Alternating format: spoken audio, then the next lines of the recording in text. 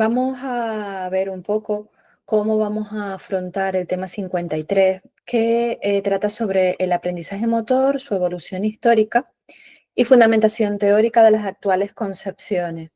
Y entre estos, los modelos teóricos explicativos del aprendizaje motor.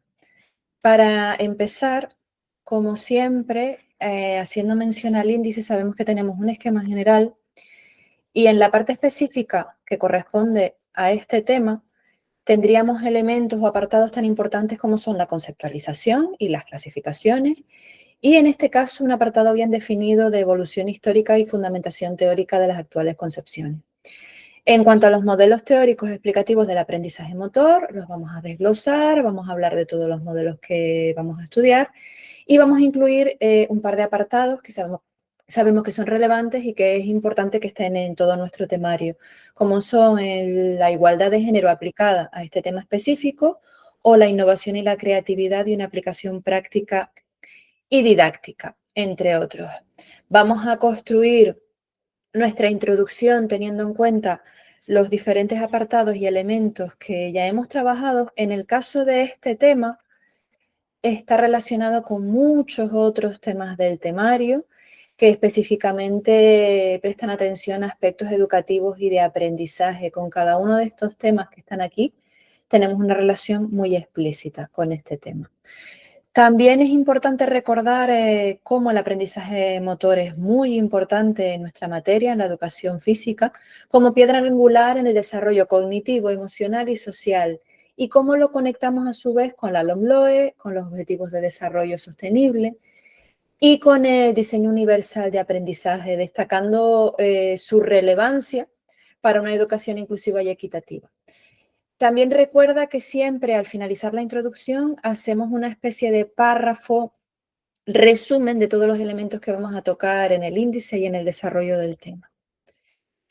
Ya cuando desarrollemos el tema, lo primero que vamos a hacer es conceptualizarlo y vamos a utilizar ciertos autores que tienes que memorizar, como son Singer o Smith, que debería estar por ahí también, y explica brevemente que es un proceso relacionado con el desarrollo de habilidades motrices mediante unas ciertas fases que ya veremos y vamos a profundizar en su importancia, como son la de percepción, toma de decisiones y ejecución. Tenemos también una serie de líneas cuando abordemos esta evolución, como son la línea neurofisiológica y la vinculación con las ciencias biológicas y las investigaciones de Eric. También tenemos una línea psicológica con los principios de Thorndike y las aplicaciones prácticas, como pueden ser en la mecanografía, en el aprendizaje de la mecanografía, en nuestro caso en las habilidades motrices finas. Y una línea de síntesis con un enfoque integrado,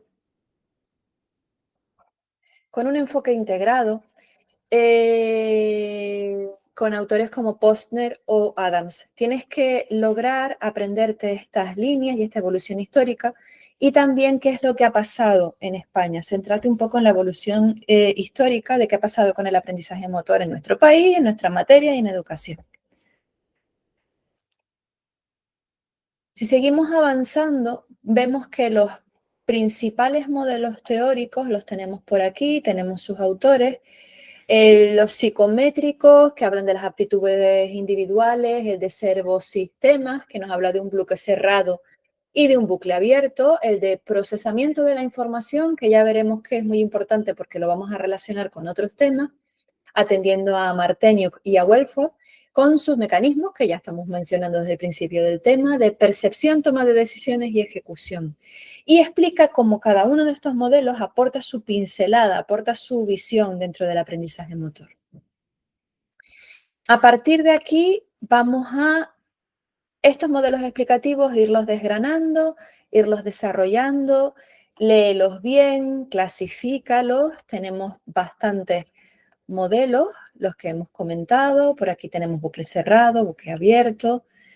Así que todos los modelos, préstale atención a ellos y, como ya te dije y en otros temas, sobre todo nos vamos a quedar con esta parte de aquí, que es muy importante, que nos va a servir tanto para los temas que nos hablan de modelos metodológicos, que ya veremos, hemos visto, que lo tenemos muy desarrollados, también para aquellos en los que hablamos de la transferencia y el feedback, y lo utilizamos muchísimo también a la hora de...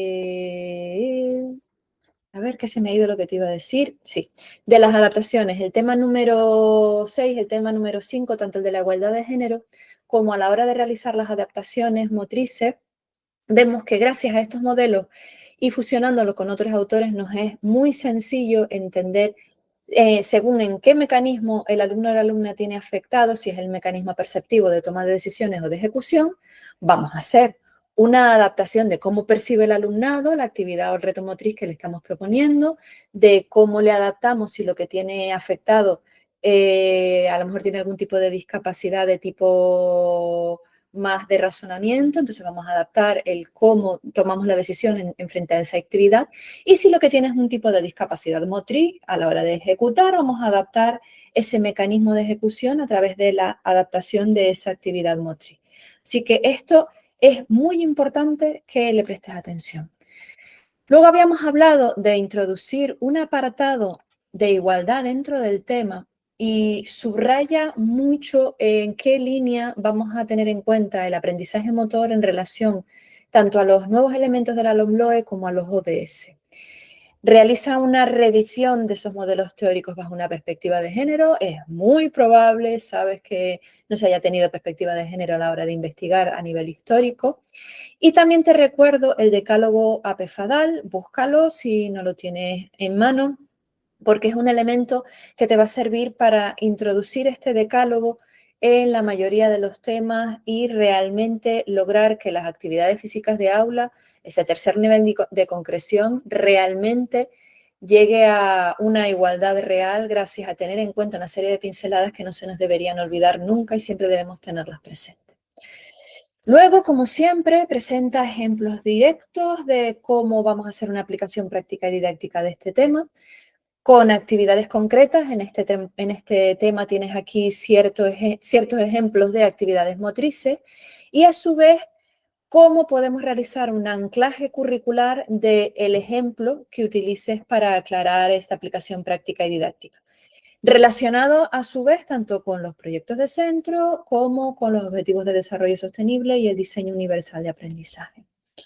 Ya para ir cerrando este tema, recuerda incluir tu apartado de innovación pedagógica y de creatividad, diferenciando muy bien que la innovación no tiene solamente por qué ser exclusivamente con TIC. De hecho, deberías mostrar un elemento de innovación que no tenga que ver con la competencia digital.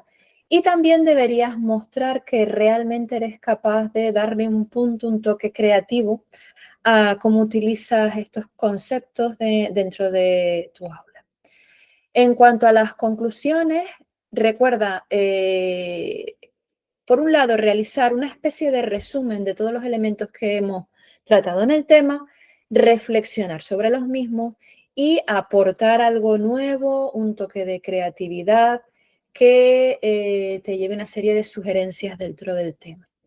En cuanto a los autores, recuerda listar todos los autores que hayas referenciado durante el tema. En el caso de temas como este, donde hay muchísimos listados de autores, busca algún libro general que trate sobre la teoría que afrontamos, en este caso, en relación al aprendizaje motor.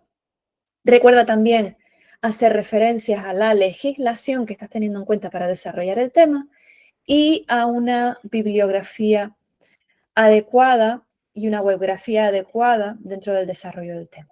Así que nada, muchísimo ánimo a por el tema 53 de aprendizaje motor. Nos vemos en el siguiente tema.